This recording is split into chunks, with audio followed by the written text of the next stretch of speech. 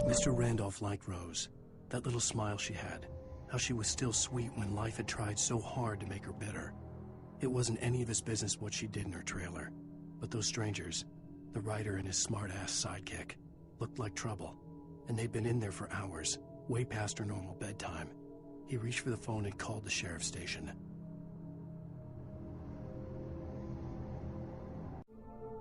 For decades, the darkness that wore Barbara Jagger's skin slept fitfully in the dark place that was its home and prison.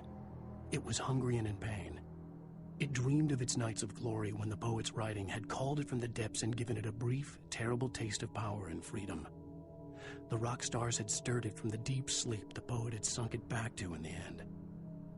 When it sensed the writer on the ferry, it opened its eyes. Nightingale stared through the broken studio window into the dark woods. He turned around, started to walk out, but Maine grabbed his arm. "Young man, you almost shot me. You don't shoot off rounds at people like that. What's the matter with you?" Nightingale shook his arm free, marched out. His cheeks burned with rage and humiliation. Sarah trusted her gut, and her gut said Agent Nightingale was an asshole. He felt wrong, and it wasn't just the smell of stale booze. It was in the way he flashed his badge, pulled rank, the look in his eyes when he wanted answers. Where was Alan Wake? What was this about an accident? Where was his wife? And most importantly, why did she let Wake go? He wouldn't answer her questions. Federal business was all he'd say. The pipe wrenched itself loose from the bridge's steel framework. Wrapped in darkness, it floated in midair, twitching. For a moment, I didn't understand what I was looking at. The heavy object lurched at me with impossible force. I threw myself out of the way, but just barely. When I turned my flashlight on it, it shook in a dark rage before it flew at me again. I slammed the door shut right in his smug face. He pleaded for me to open the door.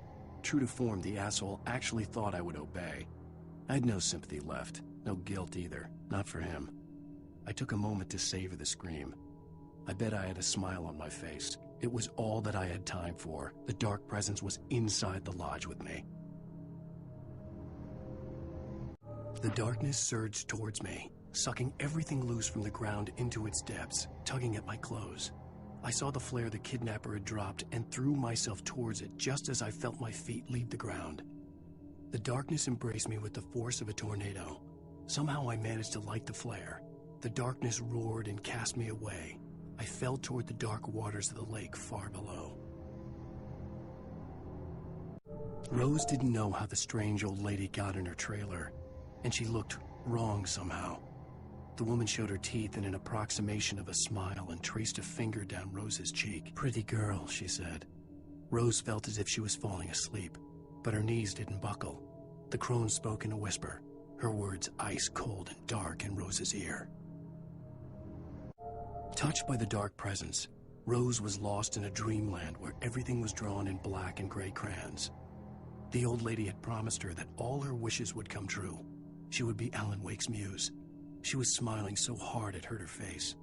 She crushed a bottle full of sleeping pills into the coffee. Deep down inside, she was screaming in terror. Danny had stepped out, but what stumbled back in was something else. Something alien. A monster. Walter tried to kill it, first with his fists, then a chair. It wouldn't die. Instead, it kept coming, unaffected by the beating it had taken. After Walter managed to kick it down the cellar stairs, fear took over. He ran, got behind the wheel, gunned the engine. The booze wouldn't make him forget, but he knew he had to try. The bulldozer's engine roared to life. Mud and rocks flew as it fought for traction. It crashed through the concrete wall and landed heavily in the yard.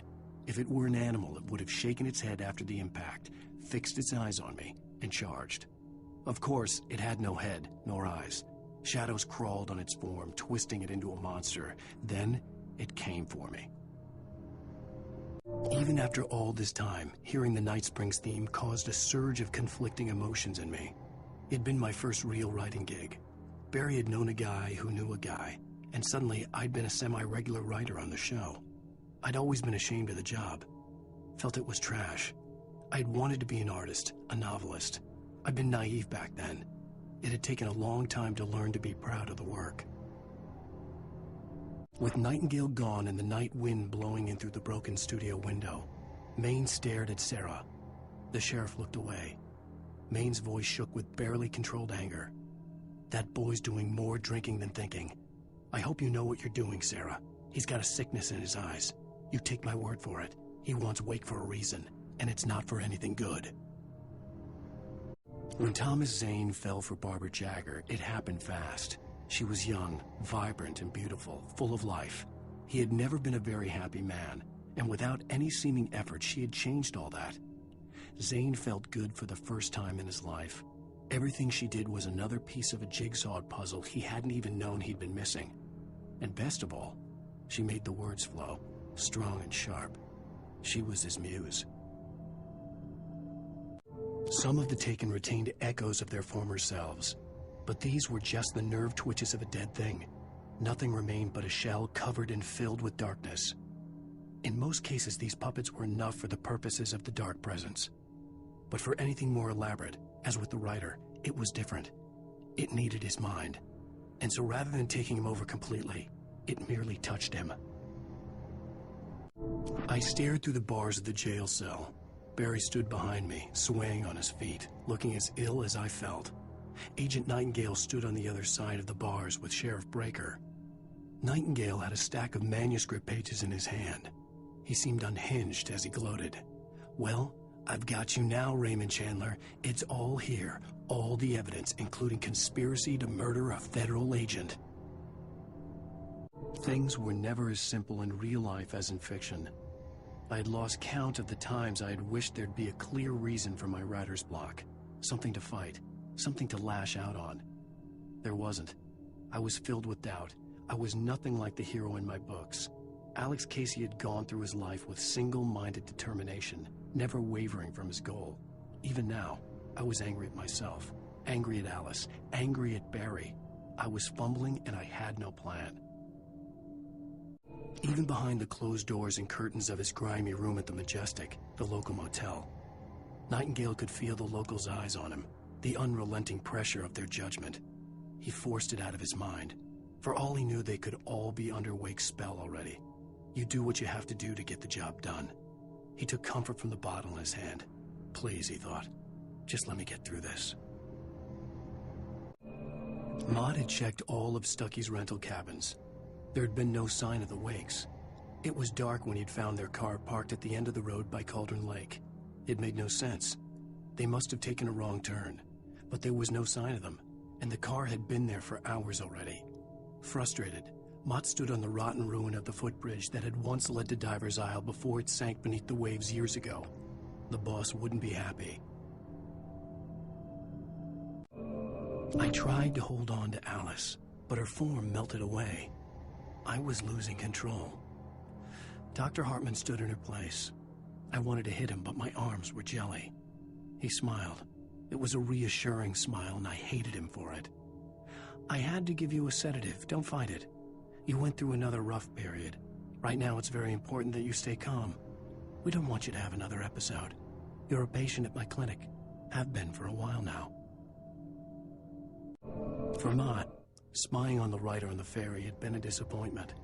His boss had made Wake out to be something special, but Mott hadn't been impressed. He'd gotten a good long look at the wife, though, and he liked what he saw. Mott had fantasized about goading Wake into a fight, but it hadn't happened. Still, he'd get his chance to see if the writer had anything in him. He'd been promised as much. The hunters were big, thick-set men, confident and at home in the woods. They were feeling good, running on beer, ghost stories, and camaraderie late into the night. It did them no good, as they were taken by the dark presence, sucked deep into a darkness far worse than any ghost story they ever told or heard. Doc sat down heavily. He examined Barry and Rose. Barry was already recovering. Rose was another story. She was conscious, but she was barely present, almost delirious, disturbed, touched in the head, they used to say. It wasn't the first time Doc had seen someone in such a state, but it had been over 30 years. Doc poured himself a stiff drink. He hadn't forgotten a thing. I lifted the page in front of my eyes and read it. In it, I lifted the page in front of my eyes and read it. In it, I lifted the page in front of my eyes and read it. In it, I lifted the page in front of my eyes and read it. In it, I lifted the page in front of my eyes and read it. In it, I lifted the page in front of my eyes and read it. Lightning flashed behind the windows of Cauldron Lake Lodge. Tor Anderson laughed and held the steel hammer above his head. Nurse Sinclair was trying to calm him down without success. Tor grinned madly and shouted, "My hammer's up. Here's a friendly poke from Molnir, wench." He brought the hammer down with all his might on Sinclair's head. "We're on a comeback tour, baby."